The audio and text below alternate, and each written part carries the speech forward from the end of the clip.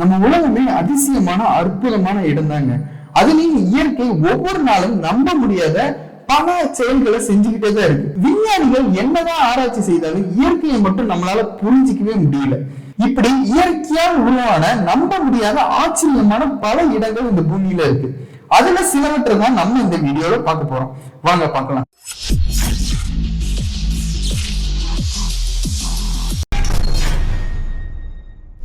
முதலாவது நம்ம பார்க்க போறது சி ஆஃப் ஸ்டார்ஸ்.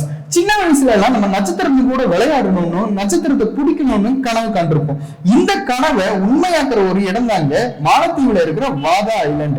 இந்த வாதா ஐலண்ட்ல இருக்கிற கடல் பகுதி இரவு நேரங்கள்ல நட்சத்திரம் போல மின்றதா சொல்றாங்க. இந்த நிகழ்வுக்கு காரணம் பைட்டோ பிளான்டன் சொல்ற ஒரு நுண்ணுயிர் தாங்க. இந்த நுண்ணுயிர் வெளிப்படுற ஒரு திரவம் கடலோட சேர்ந்து ஒளி வீசதா சொல்றாங்க. அதே நேரத்துல இந்த திரவம் நம்ம மனித உடம்புக்கு எந்த ஒரு தீங்கும் இல்லாதனால நம்ம இந்த கடல்ல போய் குளிக்கலாம், ஆடலாம், நட்சத்திரங்களோடு சேர்ந்து விளையாடலாம். ஆனா இந்த நிகழ்வு வருடம் முழுக்க நடக்கிற நிகழ்வு இல்லைங்க. வருஷத்துல வெயில் காலங்கள்ல தான் அதிகமா இந்த நிகழ்வு நடக்கிறதா சொல்றாங்க. அது மட்டும் இல்லாம வாதா ஐலண்ட சுத்தி இருக்கிற சிறு சிறு தீவுகளையும் இந்த மாதிரி கடல் மின்னுவதாகவும் சொல்றாங்க. அடுத்து நம்ம பார்க்க போறது கட்டட்டும்பு லைட்னிங்ஸ். மின்னல்கள்லாம் ஒரு இடத்தை தாக்கினா மறுபடியும் அதே இடத்தை தாக்காதுன்னு நம்ம கேள்விப்பட்டிருக்கோம். ஆனா இங்க ஒரு இடத்துல ஒரே நேரத்துல 300க்கும் மேற்பட்ட மின்னல்கள் தாக்குறதா சொல்றாங்க. வெனிசுலா நாட்டுல இருக்கிற கட்டட்டும்பு நதி மரைக்காபோங்கிற லேக்கோட சேர்ற இடத்துலதான் இந்த நிகழ்வு நடக்கிறதா சொல்றாங்க.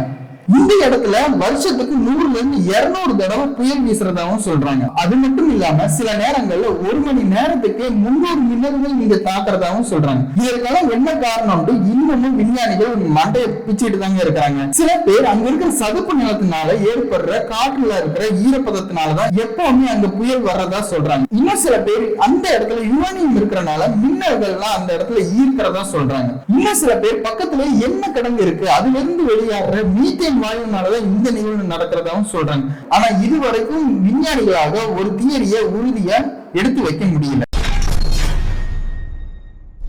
மக்களை விழுங்கும் நீரோடு இங்கிலாந்துல இருக்கிற யார்க்ஷயர்ங்கிற இடத்துல இருக்கிறது தான் இந்த போல்டன் ஸ்ட்ரைடுங்கிற ஒரு நீரோட்ட பகுதி. இந்த நீரோட்ட பகுதி யார்க்ஷயர்ல இருக்கிற பால்டன் டயருக்கும் பால்டன் ஆபிக்கும் நடுவுல போகுதுங்க. வார்ஃபிங்கிற ஒரு நதியோட குறுகலான ஒரு நீரோட்ட பாதை தான் இந்த போல்டன் ஸ்ட்ரைடு. வெளிப்பார்வைக்கு பாக்குறதுக்கு இது வெறும் 2 அடி 5 அடி ஆழம் இருக்கிற ஒரு நதிப்பாதை மாதிரி தாங்க தெரியும். ஆனா இதோட ஆழம் 10 அடியில இருந்து 30 அடி தூரம் வரைக்கும் போறதா சொல்றாங்க.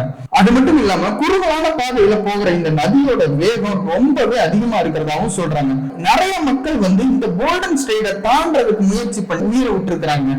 அரசாங்கம் மக்கள் இந்த இடத்துக்கு போறதுக்கே தடை விதிச்சிருக்காங்க. உலகத்திலேயே ரொம்பவே டேஞ்சரான நீரோட்ட பகுதினா இந்த போல்டன் ஸ்ட்ரைடுன்னு தாங்க சொல்றாங்க. ப்ளூ ஹோல் விண்வெளியில துளை போன்ற தோற்றம் அளிக்கிறத நம்ம பிளாக் ஹோல்னு சொல்றோம். அதே மாதிரி கடலோட பரப்புல துளை போன்ற தோற்றம் அளிக்கிறது தான் ப்ளூ ஹோல்ங்கிறோம். இந்த துளை பல ஆயிரம் கோடி வருஷத்துக்கு முன்னாடி பனிக்கட்டிகள்லாம் உருகிறதுக்கு முன்னாடி இருந்த குகைகளா இருக்கும்னு பல பேர் சொல்றாங்க. பாக்குறதுக்கு கடலோட சில்கோல் மாதிரி தோற்றம் அளிக்கிற இது கடல்ல பல இடங்கள்ல இருக்கு. அதுல தென்சீன கடலோர பகுதியில இருக்கிற டிராகன் ஹோல்ங்கிறது தான் ரொம்பவே ஆழமான ப்ளூ ஹோலுங்க. இதோட ஆழம் 1000 அடிக்கு மேல இருக்கிறதா சொல்றாங்க. அது மட்டும் இல்லாம ப்ளூ ஹோலோட ஆக்சிஜன் லெவல் 30 அடி தூரம் மட்டும்தான் இருக்கிறதாவும் சொல்றாங்க. அதுக்கு கீழே உப்பு தன்மை அதிகமாகி சல்பரா இருக்கிறனால எந்த ஒரு உயிரினமும் வாழ்றதுக்கு தகுதி இல்லாத இடமா தாங்க இந்த ப்ளூ ஹோல் இருக்கு. வருஷத்துல சில நாட்கள் மட்டும் ஸ்விம் பண்றதுக்கு இந்த இடத்துல அனுமதியும் தர்றாங்க. மூவல் கேவ் ரோமானியா நாட்டுல இருக்கிற இந்த மூவல் கேவ் பாக்குறதுக்கு சாதாரணமா தான் தோற்றம் அளிக்குங்க. ஆனா 1986ல கிறிஸ்டியன் லாஸ்கோங்கிற விஞ்ஞானி இதை ஆராய்ச்சி செஞ்சதுக்கு அப்புறம் உலகத்திலேயே ரொம்பவே முக்கியமான கேவ்கள்ல இதுவும் ஒன்னா ஆயிடுச்சுங்க. சுமார் 200 அடி தூரம் உள்ள இந்த குகைக்குள்ளார பாதி தூரம் போறதுக்குள்ளேயே ஆக்சிஜன் லெவல்லாம் ரொம்பவே குறைஞ்சு சல்பரோட ஆதிக்கம் அதிகமாயிருதுங்க. இது ரொம்பவே டெட்லியான கேஸ்.